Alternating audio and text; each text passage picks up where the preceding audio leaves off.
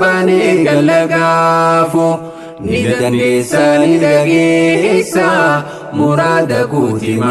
Assalaamu alaikum warahmatullahi wabarakaatu. Kabajamtoota fi daawwattoota hordoftoota YouTube channel kee jalatti argamtan welcome shuma argafuune alaa fi keessa xiqqaa guddaa amantii kutaa ganda osoo hin jenne hundumti keessanuu baga jiraattanii isin jedha hordoftoota kiyya.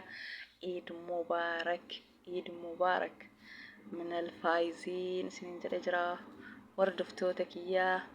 Namni muslima taatan hundi baga walumaan iida geenne baga walumaan gammanne alhamdulillahi rabbil aalamiin.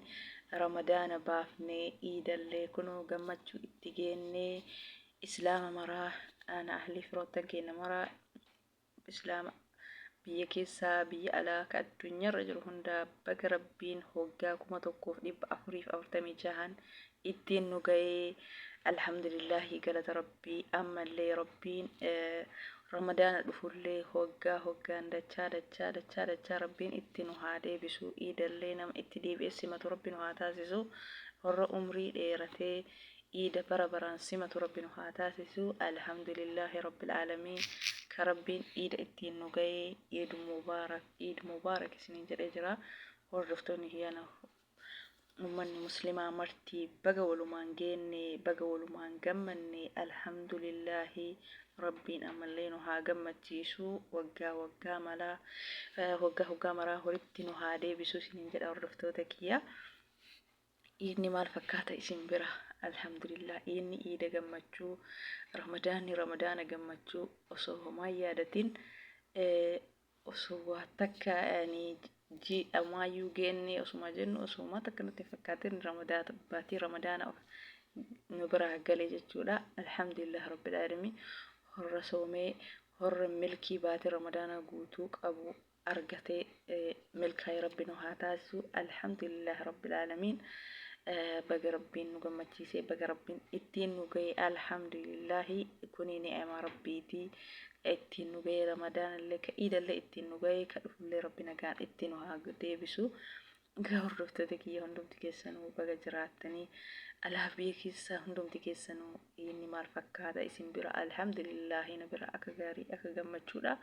Alhamdulillah rabbiin eega fayyaa nuu kennee wanni hunduu gammachuudha. Alhamdulillahi fayyaaf nagaa rabbiin nuun dhabinii umrii dheertuu fayyaa bareedduu jiru bareedduu rabbi nu haa taasisu. Haja muraada rabbi hunduma kennaa nu haa guutu. Gammachuu iidaa kana nama maraa rabbiin haa gammachiisu. Ka dandahee iidan dhaqqabatintu jira, ka dandahee ramadaanan dhaqqabatintu jira, tokko ka fayyaan itti jirtu jira. Rabbiin dhibamaa keenya haa fayyisu, rakkataa keenya rakkoo haa baasu, beelaa keenya beela haa baasu. Yoomuu rabbiin rahmaanii rabbi rahmata haa godhu. Ka islaama addunyaarraa deeme rabbi rahmata haa godhuu fi ka jiru immoo rabbiin haajaa muraada haa guutuu fi ka dhibame immoo rabbi haa fayyisuu fi baatii ramadaana gammachuun simannee baafnee baatii iidallee gammachuun itti geenne baga walumaa nu gammannee isiniin jedha. Maaliifi obboleeyyan keenya kakaleessaa akkuma keenya miidiyaarra jiran meeqatu nu biraa deeme ka ramadaana simachuuf eegan ka iida simachuuf eegan meeqatu deeme. Alhamdulillahi rabbiin ka ittiin nu ga'e ni'imaa guddaadha. Ramadaanni hoggaan dhufee manaa nuun dhabini, inni hoggaan dhufee manaa nuun dhabini. Warra bara dheeraa jiraatee hoggaan kuma irra deebissimatu rabbi nu haa taasisu. Egaa hordoftoota kiyyaa hundumti keessanuu warri maatii naa taatanii warri laayikii naaf gootanii hunduma keessanuu warri sabskraayibii gootanii hunduma keessanuu hedduu naaf galatoomaa. Umrii dheertuu wanni alaamanni keessan barakaa isinii haa ta'u isiniin jedha. Hedduu naaf galatoomaa. Kabajama rabbi isin haa kabaju. Warri nama kabajan warri nama jaallattanii fi viidiyoo nama hordoftan shira hunduma keessanuu rabbiin waan haarawaa isinitti ta'e hundaa rabbi isinii haa laaffisu. Karoorri ijoolleen haarawaa dhuftan akkamiin isin biraa hiriyoonni jechuudha. Ijoolleen hiriyoota tiyyaa warroonni haarawaa dhufan baay'ee jiranii.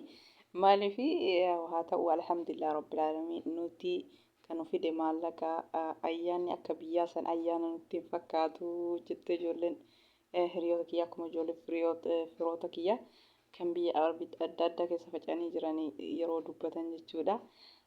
ishiniif haaraa wanni martu jechuudha. Nu amma barannee waa hunda waan beeynuuf uummata akka nutti fakkaatu jechuudha. Maaliif inni biyya namaa iida namatti hin fakkaatu. Tika nu fide maallaqaa waan ta'eef gammachuu iidatiif yaadinaa. Maaliif isin haarawaa akkuma biyyaa sanitti gammadanii waan dabarsan isin fakkaata warroonni haaraa dhuftanii.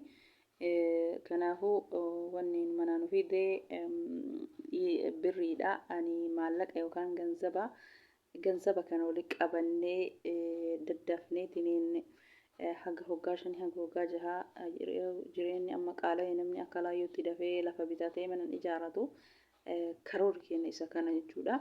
Gammachuu iidaa homa takka isinitti hin dhageemne homa kamuyyuu baanee galagaafu ni dandeessa ni dhageessa muraada guutima.